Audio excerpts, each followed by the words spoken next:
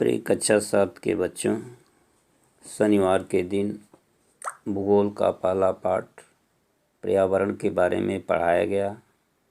आज आपको भूगोल का दूसरा पाठ हमारी पृथ्वी के अंदर पाठ या इसको पृथ्वी की आंतरिक संरचना नामक पाठ भी कहा जा सकता है। पुरानी किताबों में पृथ्वी की आंतरिक संरचना पाठ का नाम था, परंतु अब इसका नाम हमारी पृथ्वी के अंदर हो गया है। पृथ्वी, जैसा कि आप जानते हैं कि आज से करोड़ों वर्ष पूर्व सूर्य से एक पिंड टूटकर गिरा और धीरे धीरे ठंडा हो गई और पृथ्वी का निर्माण हुआ। शुरू में पृथ्वी का तापमान अधिक था, लेकिन धीरे धीरे ठंडा हुआ। पानी, वर्षा और ठंडी होने के फलस्वरूप अनेक जीव जंतुओं और वनस्पतियों का जन्म हुआ। सबसे पहले जलचर का निर्माण हुआ, ये तो अलग बात है। आज आपको जो पृथ्वी है, जैसा कि जानते हैं कि गोल है, इसकी आंतरिक संरचना किस प्रकार की है, इसके जय घनत्व को देखते हुए 3 भागों में बांटा जाता है। पहला इसका परत है शियाल, दूसरा है सीमा और तीसरा है नीफे। शियाल यानी जो धरातल का ऊपरी परत है, जिसको भूप्रपट्टी कहा जाता है, उसे शियाल कहा जाता है या भूप्रपट्टी। ऊपरी परत को भूप्रपट्टी कहा जाता है।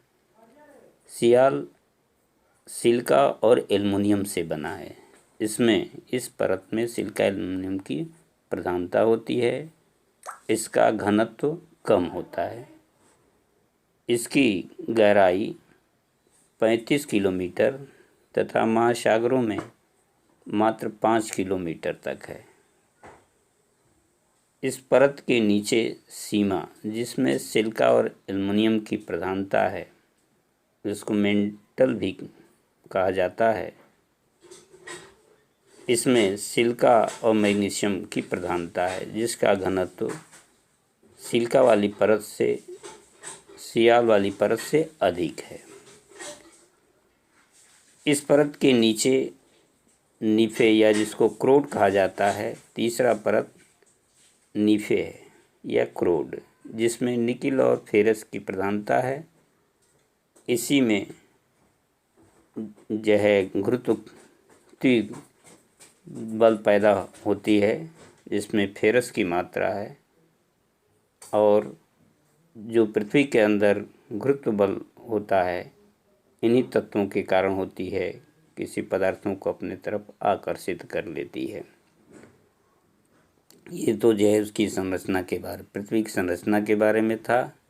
पुनः जान लें कि इसको 3 परत अर्थात शियाल, सीमा, नीफे के रूप में वितरित किया गया, या इसको भूप्रपट्टी, मेंटल और जो है नीफे के नाम से भी जाना जाता है, या इसी नीफे को क्रोड कहा जाता है। शैल बताना है आपको। शैल केवल कठोर चट्टानों को ही नहीं, परंतु चिक्का मिट्टी, कंकड़ पत्थर, विभिन्न प्रकार के तत्वों से लगाया जाता है, जो मुलायम भी होती है, जो कठोर होती है। शैल के प्रकार या शैल को कितने भागों में बांटा जा सकता है, उसकी उत्पत्ति के आधार पर इसे 3 भागों में बांट सकते हैं। पहला है आग्नेय शैल, दूसरा अवसादी और तीसरा रूपांतरित।